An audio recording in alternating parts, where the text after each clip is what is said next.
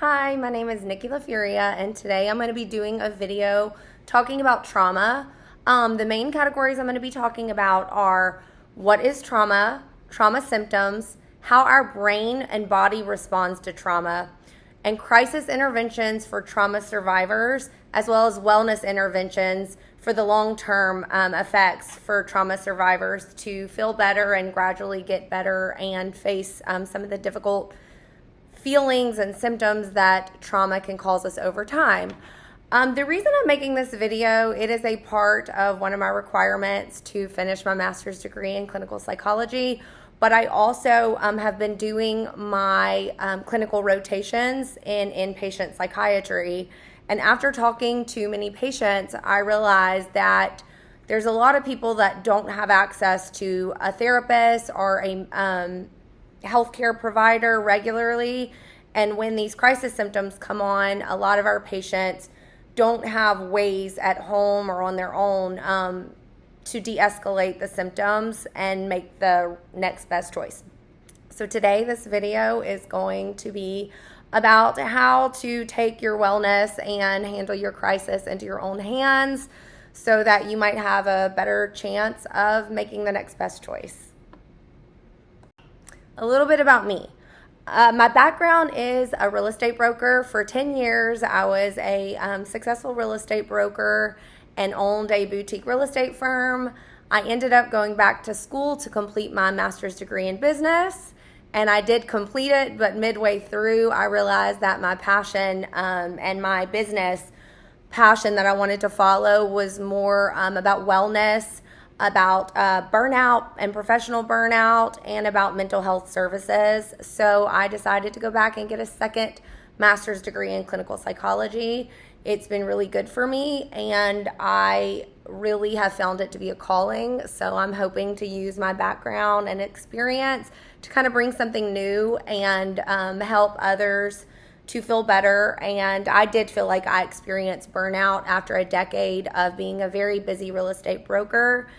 I do have a background in as a certified yoga instructor. That's been really helpful to me. So nothing I will do today and nothing I will show you is something that is not clinically proven to be effective, because all the modalities I use are backed by science and studied to be effective, but a lot of them do overlap with my yoga training, and I found that to be very resourceful. So kind of have a different background, and it's helped shape who I am as a clinician, and I hope it brings a little different aspect to help my patients and help me learn and grow.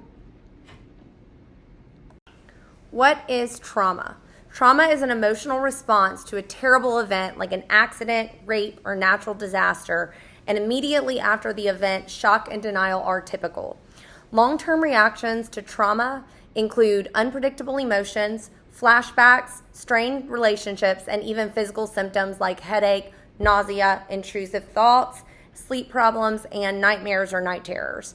While these feelings from trauma are normal when you go through such a shocking and difficult event, some people have difficulty moving on with their lives, and psychologists or therapists or healthcare providers can help these people to find constructive ways to manage their emotions and process the trauma symptoms or the trauma exposure. There are 3 types of trauma. It can be acute, chronic, or complex. Acute trauma would be trauma from a single incident. So trauma from a terrible car accident or trauma from a rape would be considered acute trauma. Chronic trauma would be repeated and prolonged exposure to trauma, such as domestic violence, extended periods in war, long periods of abuse, and that would be considered chronic trauma. Complex trauma is exposure to many events and multiple events that often end up invasive in nature and having invasive thoughts and interpersonal in nature. There's also a such thing called vicarious trauma. This is really important for those working in healthcare, in mental health, the volunteers for crisis intervention. when you see on a regular basis, or just at all, when you are exposed to people suffering, people's lives being at risk, a lot of times we start to, as clinicians or as volunteers or as ambulance drivers, ER doctors, nurses, we start to have some symptoms that look similar to trauma symptoms, and it's usually a sign of compassion fatigue. So it is another type of trauma that we have to be careful with, because sometimes witnessing an act that is life-threatening or an event that is life-threatening for someone else can have very serious implications to our own mental health. So that is trauma, and those are the types of trauma. So next we will talk about trauma responses. Typically, when we talk about trauma, a lot of people get into post-traumatic stress syndrome. I'm not going to get into the DSM-5 definition of PTSD because I want to avoid any self-diagnosis or the emotions associated with labeling, because I believe that those things should really be done with a mental health clinician or a healthcare provider. But I do want to get into some signs and symptoms that unprocessed trauma is bringing negative effects and diminishing functioning and wellness.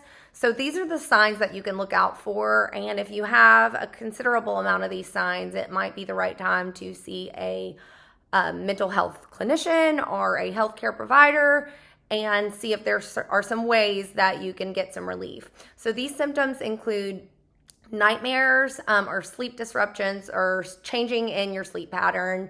They include intrusive memories, particularly intrusive memories of the traumatic event. They include physical symptoms, headaches, stomach ache, body pains are often reported with trauma symptoms. Significant changes in appetite. This can be eating too much or eating too little, as well as digestive problems. It is very common that trauma survivors start having stomach problems and digestive problems because there is a physiological effect that trauma has on our system. Our brains kind of hold in the things that are really hard and painful for us because they know we have to function, and they know they're really hard for us to function while feeling and dealing with these really, really painful things we've experienced. So it compartmentalizes them, and it's for our survival so that we can keep going. But the problem is when that box gets too full, then it starts giving us symptoms. So you want to find a safe place with preferably a clinician who can help you work through some of those things that your brain is holding, while you're still able to function and maintain your normal life and routine. Negative emotions is also a primary trauma symptom. Isolation is a huge one. Or overactivity, just staying busy all the time, being extremely restless, not able to be still. Heightened sensitivity, headaches, chronic back pain, dizziness, and fatigue. So those are most of the trauma symptoms and something to really look out for. How do our brains respond to trauma?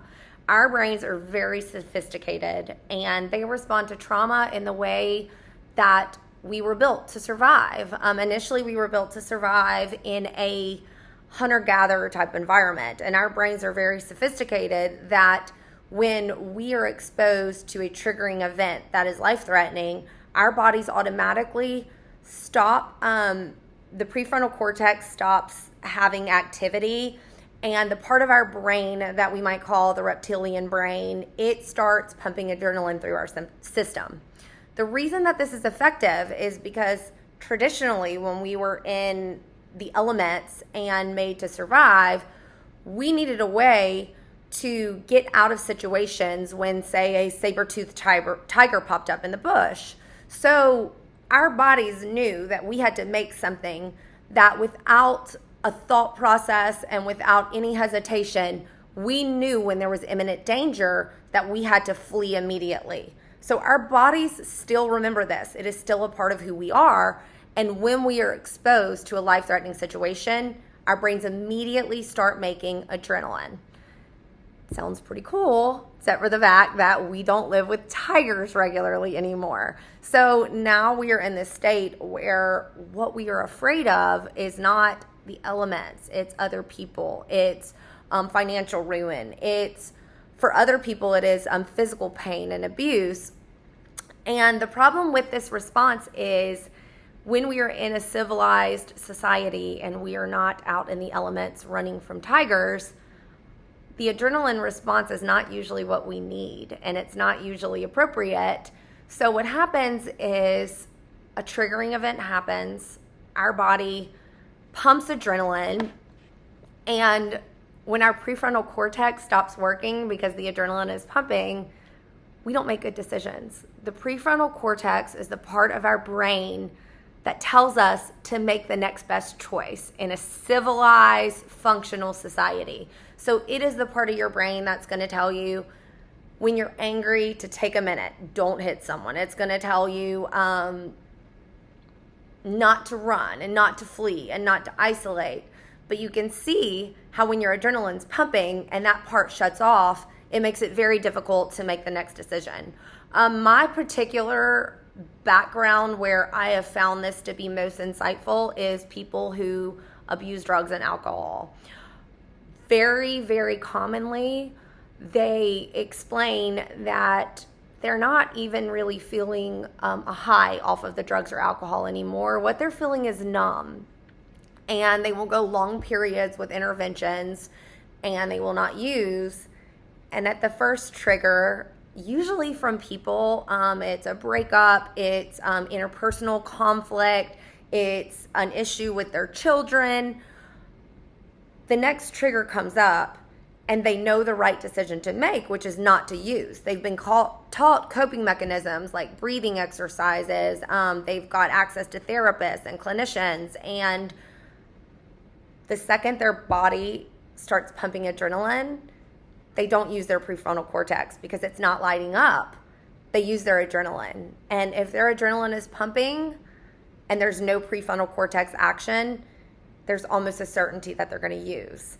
So for me, what I have done is I have tried to really use the last, 6-8 months working in inpatient psychiatry to, if nothing else, everyone I come across, I want to teach them a way to instantly de-escalate themselves when these crisis symptoms come on.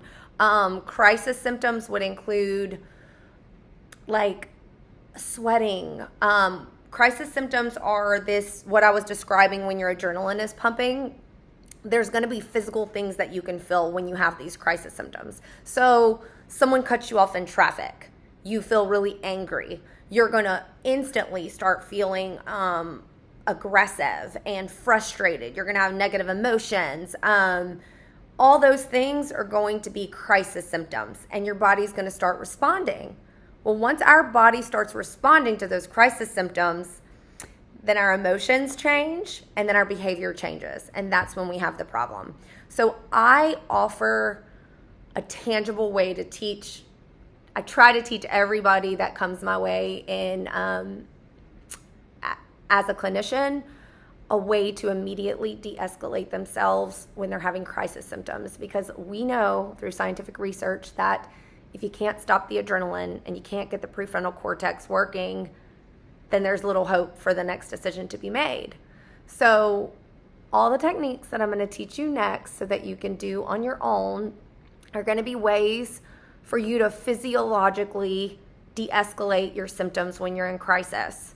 This doesn't mean that this is going to help necessarily with long-term processing of trauma, but what it is going to do is help when you're in crisis. It's going to help you not make the next decision that is a short-term solution with long-term negative implications. And that's the cycle that our patients often get in.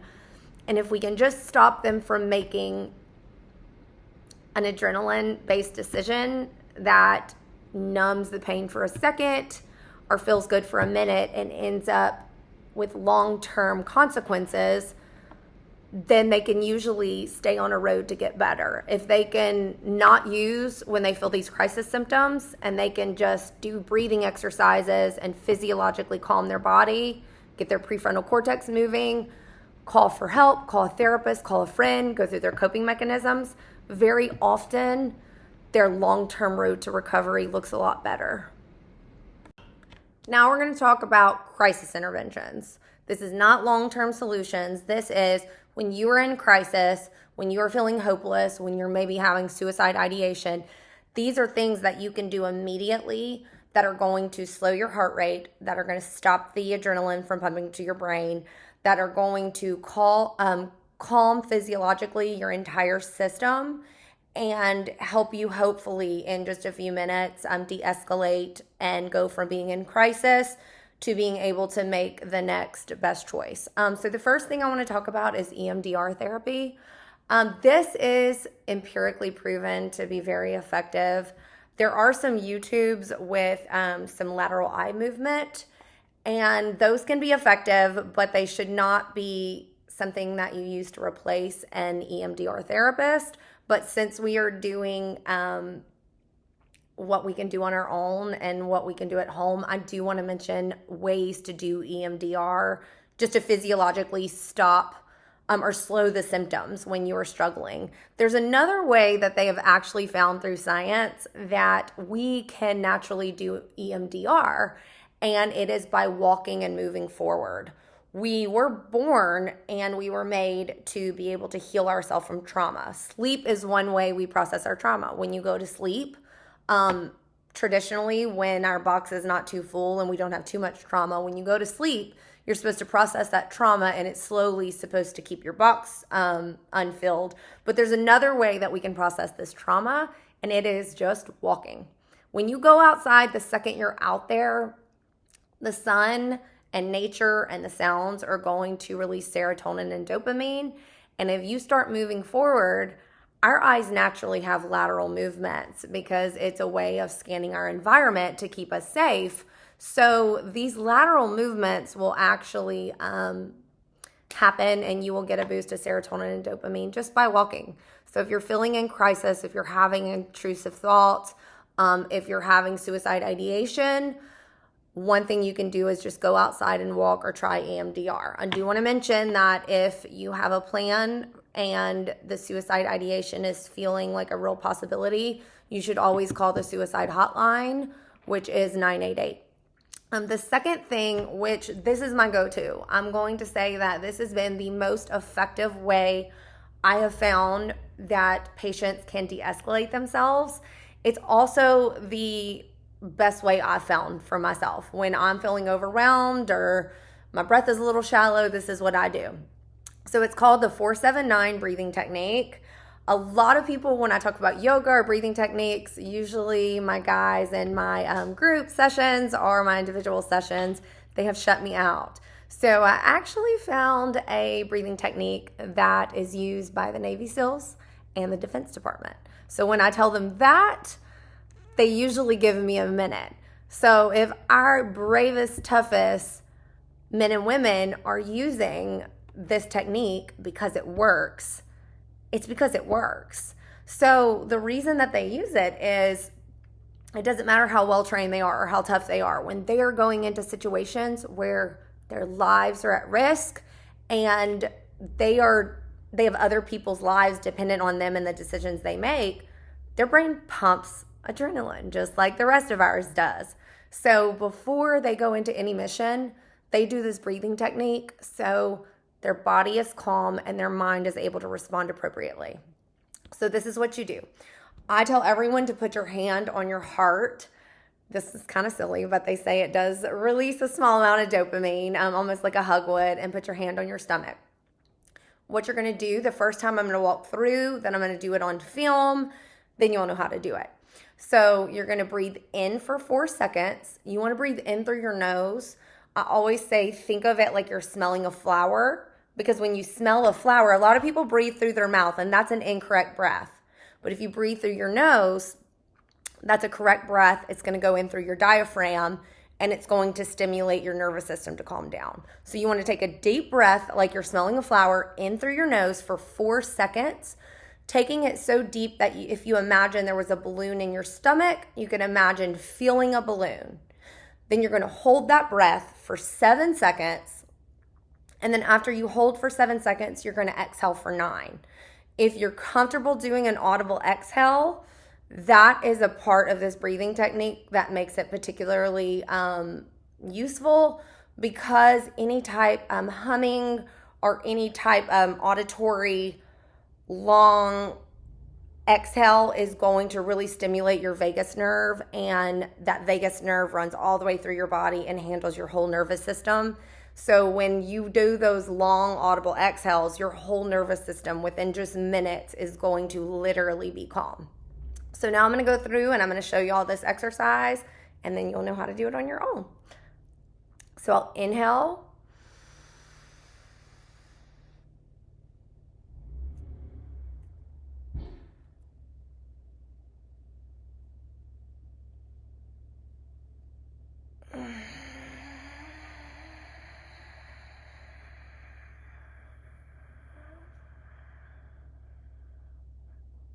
Super simple. If you can do that for a few minutes, you can usually get your body working, get your mind working, and you'll be good to go.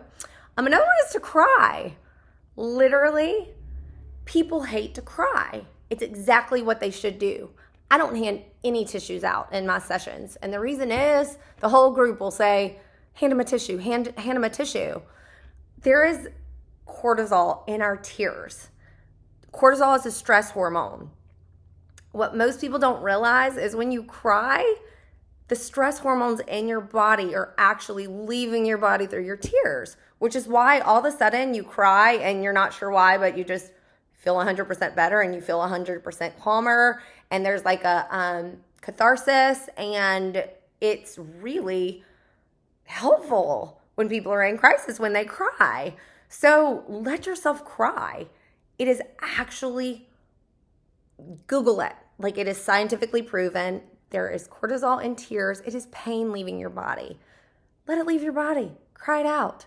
Society tells us, don't cry. Grab a Kleenex. Wipe your face. Don't do any of it, because you're going to feel a lot better if you don't. And the last thing is, if you are still in crisis and you try some of these things, call a friend immediately. Tell them what's going on. Social support is one of the most beneficial ways that we have in keeping people well and keeping people healthy. And so if you have someone that you trust and you're safe being vulnerable to, call that person. And if you have any thoughts at all about suicide ideation, call 988 or go to your nearest hospital or call 911, and they will usually send somebody to get you. So those are my crisis interventions. And next, we're going to talk about long-term interventions, so that we have less crisis events and that we have more wellness and we're able to function better, and we don't need crisis interventions as much because we're doing long-term wellness. There are a lot of different wellness interventions for processing trauma. A lot of times we talk about, with triggers or trauma, we talk about coping mechanisms. Coping mechanisms can be positive or negative. So before I go into the wellness interventions, I want to talk a little bit about what positive and negative coping mechanisms are. So positive coping mechanisms are ways to deal with triggers that result in long-term wellness and trauma processing. Negative coping mechanisms are ways of dealing with trauma that end up in short-term gain and long-term loss. They give a dopamine release, which makes you feel good or numb. Most people say it ends up drugs, alcohol, negative coping mechanisms. They make them feel numb, not necessarily good.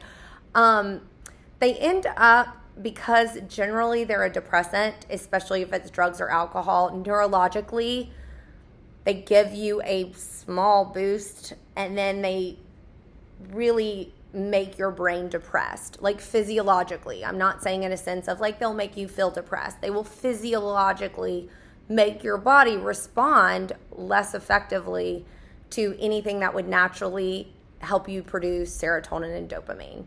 So it kind of gets us in this cycle, or gets people in this cycle, where you use things that are a short-term gain, long-term loss, and every time you use them, your brain is less responsive to the natural serotonin and dopamine, and the more you use them, the more you need. So they end up becoming resistant and needing more drugs and alcohol, and just get further and further depressed and need more and more of the substance. So this is a really bad cycle, and it's hard to get out of. There's no way around it, that often people do need professional help getting out of it. But the good news is that our brains are malleable. And when we start using positive coping mechanisms, which would include therapy, we'll go through the whole long list because there's a long list of positive coping mechanisms to triggers and trauma.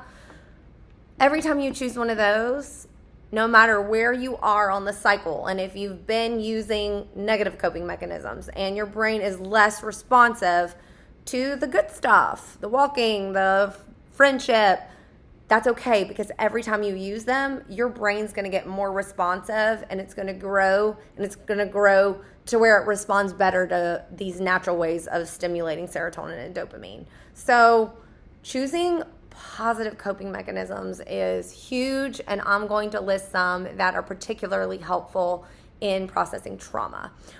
Therapy, I highly recommend that people see a therapist. I think a therapist can help many people work through things as simple as anxiety or depression. It can really help with communication. I have found that there are a lot of people that don't really need a whole lot of therapy, and they're not suffering necessarily from pathology. They're just having trouble communicating, particularly with family systems. But therapy is beneficial for everyone. But if you're having trauma symptoms, it is really important that you are with a person who legally and ethically has to protect your privacy. We talk about vulnerability, and why it's impactful is because vulnerability is the catalyst to healing, and it can work in two ways. Vulnerability can help us, and it can heal us if it's shared and responded to with kindness and empathy and respect. But if it's shared and responded to with judgment, if it's shared by someone you opened up to gossiping, if any of these things happen, it really has a tendency to make you regress. So you have to be careful who you trust your secrets to. And Brene Brown always talks about the trauma and the triggers as Pandora's box. And I love that analogy, because I tell people, most people are like, especially when it comes to war and sexual trauma, which have been a lot of the people that I've worked with really difficult trauma that's hard to process, and that has a real physiological effect on their life and causes them difficulty functioning. But when they think about going to anybody and opening this box, this Pandora's box, they think, I don't even know how to go there. It's so painful. If I get a quick intrusive thoughts that I'm numbing or I'm running from, I can't even imagine opening the box. And that makes sense. That makes 100% total sense to me if we weren't living in the box. So for the reality, most people are living in the box. They are filled with Pandora's box, and they are trying to pretend like it's not there, but the part of our brain that holds these painful memories has just gotten it's overflowing, or it's too full. So you need a safe place to open the box, and it's very often the safest place you're going to find is with a therapist if you have access. If you don't have access, you have to be careful who you share your vulnerability with, because if it's not somebody who deserves it or who can be trusted with it, it can have a negative effect on you. So therapy, clearly a big fan. I think that everyone should have a good therapist. The other thing is medication. A lot of people don't like to talk about medication, but the reality of it is life gets really complex, and sometimes people need a little bit of help. And sometimes facing trauma and these really terrible events, they do have an effect on our brain chemistry.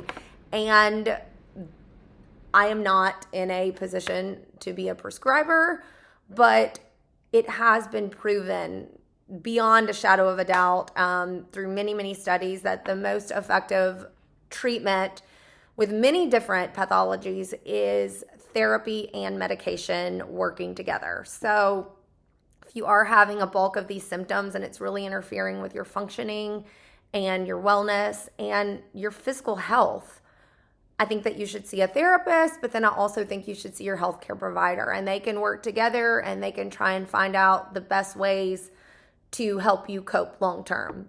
Another thing is exercise.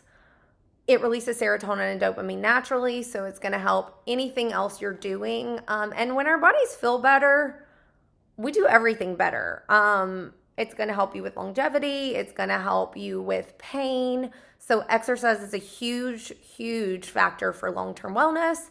Good nutrition is a big one because, again, just when we feel better and our bodies are given the nutrients they need, it's, we do everything better. There is one supplement. I won't get into supplements because full disclosure, I am not licensed to do anything with supplements or medications or really talk about it. But I've watched videos from Tracy Marks, a psychiatrist, particularly on magnesium being very, very beneficial with anxiety and depression symptoms and also physical pain symptoms. So restless leg syndrome is something that a lot of people will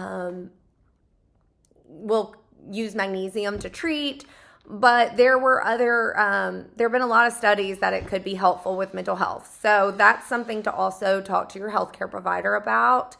Good sleep hygiene. This is a big factor for so many people. One of the first questions I ask people when they are in crisis or they are in a psychiatric hospital is what their sleep looks like. And 9 times out of 10, it's not very good. And their sleep hygiene is even worse. So they're going to sleep at different times. They are on their phone before bed. So you can Google just psychological advice on a good, healthy sleep routine. And there's a lot of really scientifically proven things that you can do to help you get your sleep routine a little healthier. Social supports are huge. Like, no secret that it's always been one of our go-tos.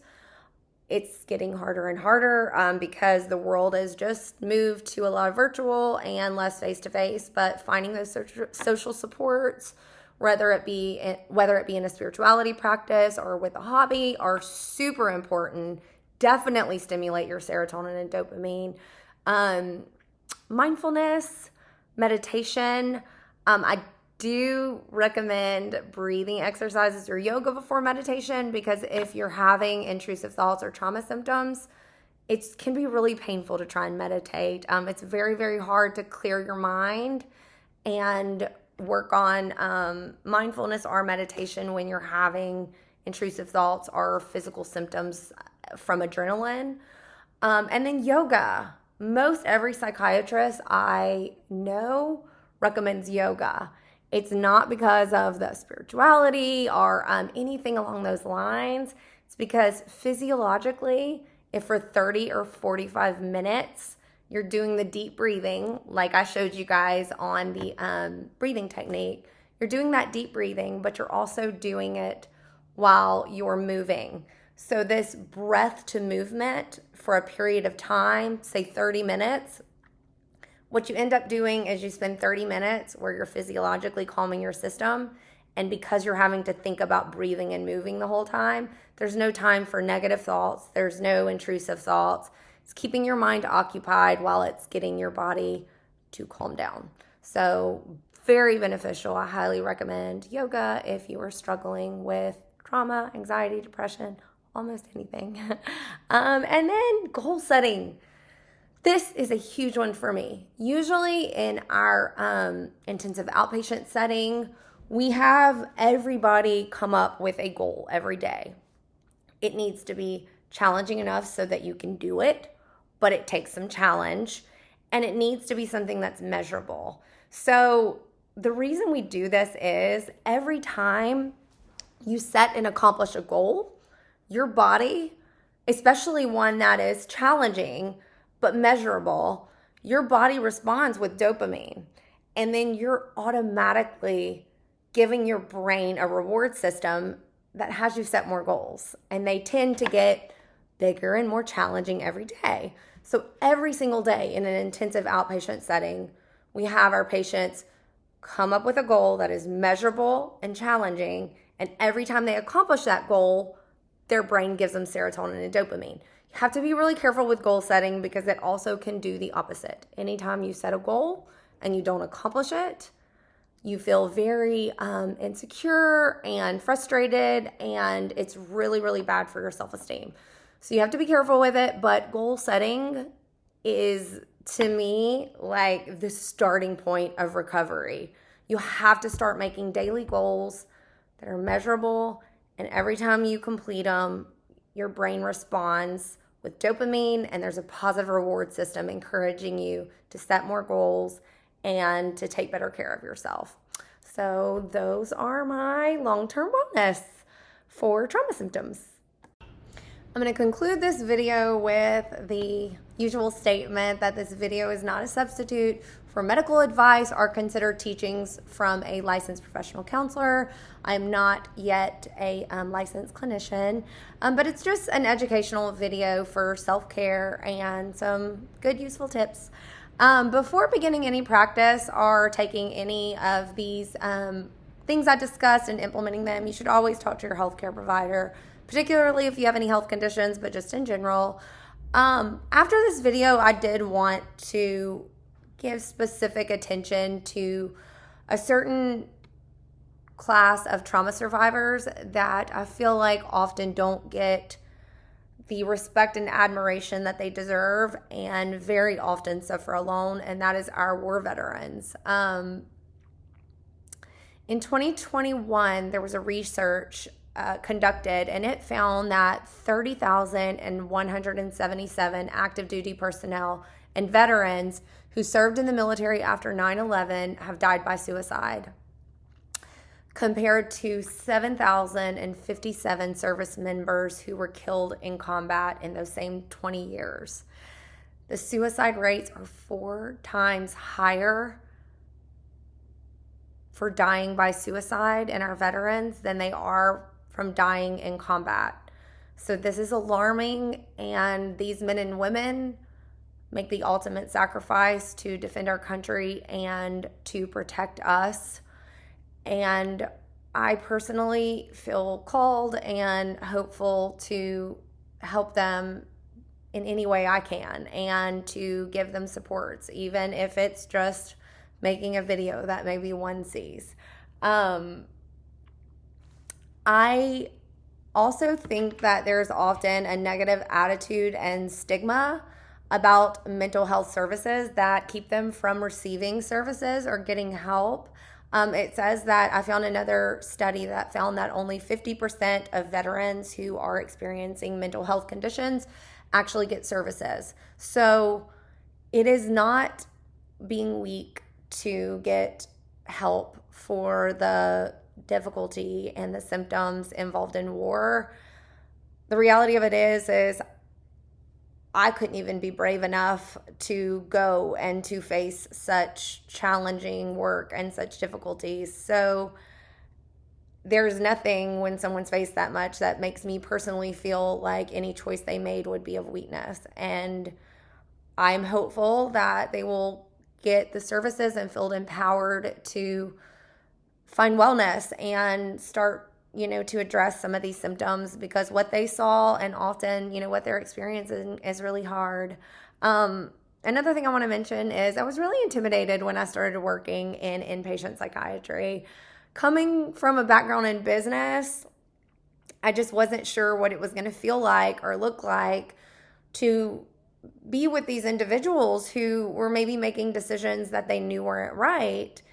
And honestly, after discussing the stories of every single one, I didn't see them as having bad choices or more than anything, I saw them as brave, because once I heard their stories and I understood the way that they walked and the lives that they led, sometimes years of sexual abuse and exploitation and physical abuse, and experiencing watching others die and get hurt.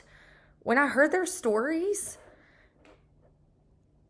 I empathized, and I thought they were brave and kind, and I was really honored and I felt privileged to help them and be a part of their journey. So if one of those stories are yours, whether it's because you went to war or because you've been hurt or abused, know that it's not ever going to be looked at as a weakness or that you're not tough or not brave, because most people in mental health, we see you as brave, and we just feel grateful to join you in your journey, because life is hard and it's okay to not be okay, but nobody should have to do that alone. So let's work together to end the mental health stigma.